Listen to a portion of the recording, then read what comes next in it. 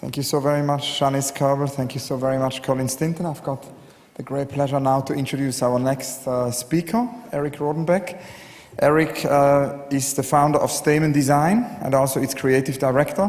He has been working in and on and around interactive design since 1997, working to extend the boundaries of online media and live information visualization. Eric led the interactive storytelling and data-driven narrative effort at Quokka Sports. He illustrated and designed at Wire magazine and Wire books, and he was also the co-founder of the design collective Wow. Among the many things, Eric is also doing exhibitions, and similar to Aaron Koblin, his work can be seen in the world of web design, in the world of design, but also very often in the art world. A very warm welcome to Eric Rodenbeck.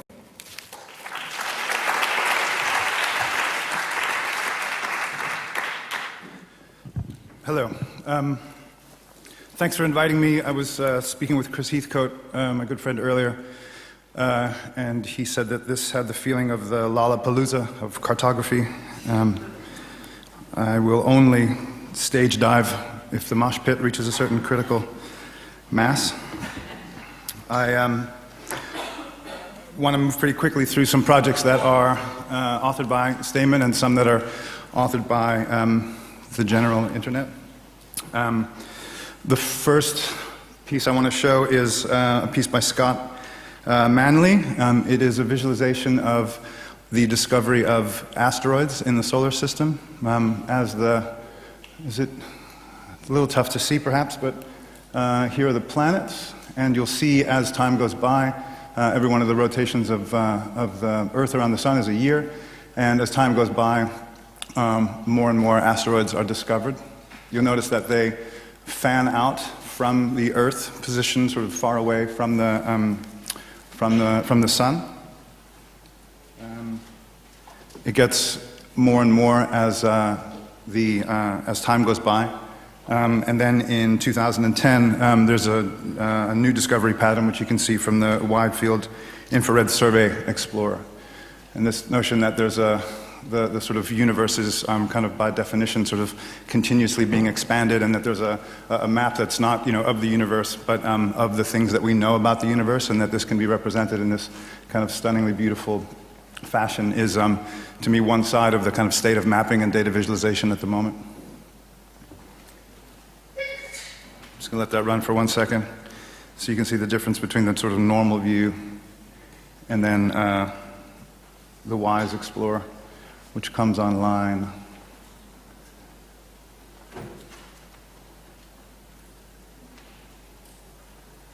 Just about.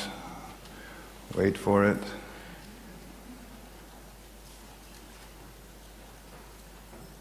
There.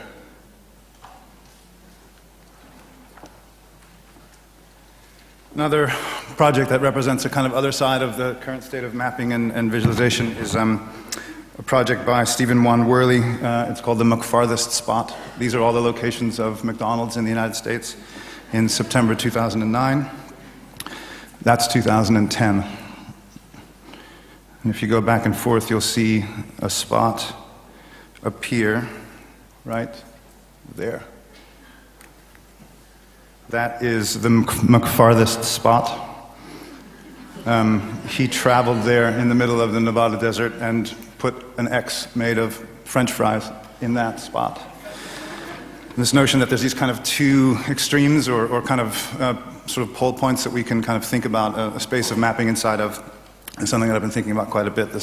Both of these approaches are about kind of not necessarily making maps or putting things on maps, but making maps of things. And some of that I'll show you in some of the Stamen projects that we've got. Some of the work is by Stamen, and some of it is by two really smart guys named Eddie Elliott and Eric Fisher, whose work I'll identify. This is an early project that we did called Cab Spotting. And it was one of the first times that we, rather than kind of, again, taking a map and putting stuff on it, was more about taking data and making a map of it. So these are taxi cabs in San Francisco.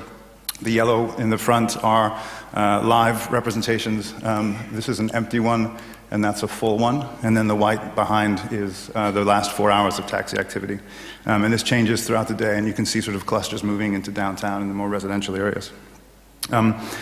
Eddie Elliott took that data and made another representation of it, similar to Aaron's projects. A lot of the projects that we do will provide the data for people to be able to play with. So he took all that data and represented it rather than by lines, but by dots. So this is a month's worth of data. You can get quite precise down in here. You know, each one of these is the freeway and the railroad and stuff. But you also start to see these kind of spots that are kind of big and blobby. And those are things like gas stations and car washes. You also start to see areas like this. This is downtown where all the big buildings are. And this kind of mushy mess is a direct representation of the GPS signals bouncing off all of the buildings as the cabs drive around. And so in some senses this is a mistake, but in another sense it's a kind of map of what a downtown area looks like. It's a smeary GPS situation. Eric Fisher took that same data and he mapped it. The red ones are empty cabs and blue ones are full. And so you can see that that is a great street to catch a taxi on. That one not so much. That is the taxi depot where all of the taxis are, where they're all empty, and so forth. He's also done some really incredible work lately that's been on Flickr. In a similar vein, this is a representation of locals versus tourists on Flickr. So for all the geolocated photographs that are taken, he looks at the reported home address of the person who took the photo. If the city where it's taken and the city where they live match, he paints it blue. So this is San Francisco. This is where all the locals are.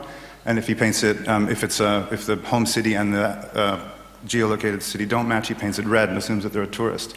So there's Alcatraz, all tourists. Oakland, all locals. Golden Gate Bridge, all tourists. Same thing for London. You seem to have a great fondness for the bridges. But not too many tourists out here. He's done similar maps with census surveys. These kind of blew my mind when I saw them. They were published about 2 months ago. They are the populations of American cities by race. Red is white people. This is San Francisco and Oakland. Red is white people. Green is Chinese people. Orange is Asian. Sorry, I shouldn't say Chinese. Asian. That's Chinatown. Orange is Hispanic. And black is, blue is black.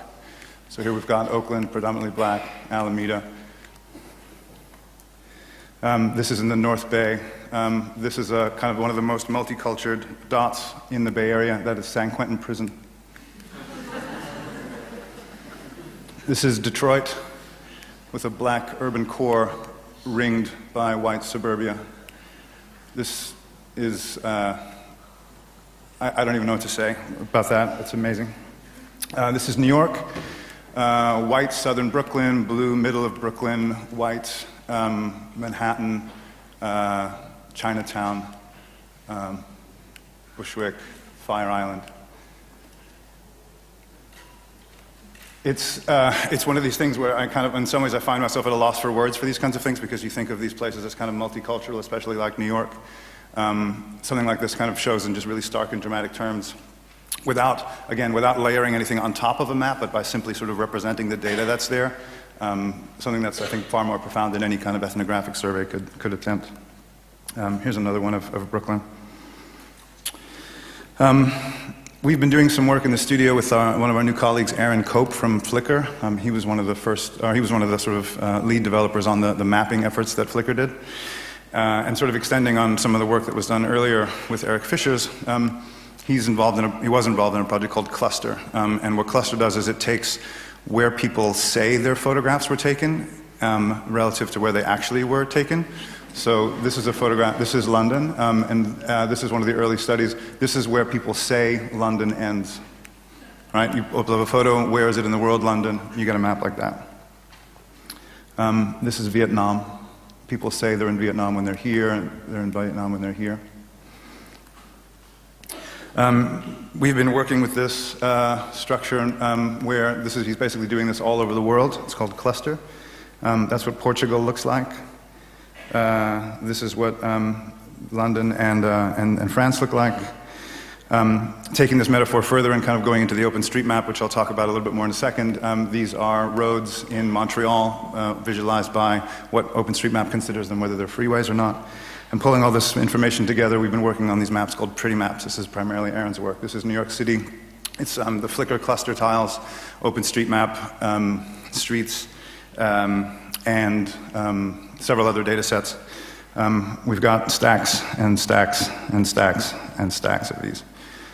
Here's San Francisco. These are available via the 20 by 200 project. It's the first time that we've ever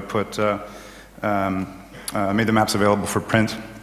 Sort of an interesting departure for us. I want to briefly breeze through the London 2012 project, which you probably hate, but that's okay. The 80s called and they want their color scheme back. But the general structure, this is at London 2012, the general idea here, and the reason I'm including it in this presentation is this is the park and this is the not park, and the idea that you can kind of represent the one that you've got the satellite photos of, the one that's changing a lot, right alongside the one that's got the crazy pink streets is something that we thought was pretty interesting. I've got two signs here that say 5 minutes left. I'm not sure whether that means I have 10 minutes left or, so I'm just going to keep going until I'm done. This is a project called Walking Papers. I just got off a plane from America at 6 this morning, and so I'm fortunate that I can say my own name. This is a project called Walking Papers that my partner Mike Migursky has been working on for some time. The idea is that you can use paper to geolocate things in OpenStreetMap. You essentially download a place, print it out, walk around with it, and then scan the results back into OpenStreetMap, which is really useful for places like Haiti, where if you're walking around with a GPS device, you're likely to get mugged. So these are maps of Port-au-Prince that were made by volunteers on the ground there to sort of assist with the refugee effort. Same kind of thing here. There's this quality of kind of the rigorousness of OpenStreetMap and the kind of Google Maps metaphors and the use of the hand that I find just really stunning. Project has been used by kids in poor neighborhoods in the Bay Area, Richmond. They've gone around and annotating the streets where there's not enough streetlights. They're also mapping their schools, where kids go when they don't dress out. Let's see, Asian people, emo. What have we got here? Bums kick it, loser hang out. This idea that you can become smokers. This idea that you can kind of use maps to kind of tell stories about your neighborhood is something that we're really interested in. They're also doing things like making clay models of what they want their schools to look like, and then embedding those into Google Maps. So you've got this kind of togetherness. And then the last project that I want to talk about is one called Candy Maps. The idea is just to go totally bonkers with the stuff. Put rainbows in the Thames, make the cab stands really friendly, do this for London, for Amsterdam, for Karlsruhe. The Germans are, as you can expect, totally precise when it comes to mapping their towns, and we thought that rainbows in the rivers would be a nice antidote to that. These projects are now available on blankets, so you can print out your own special little Candy Maps blanket, should you like. And I'm going to stop there. Thank you for listening to me.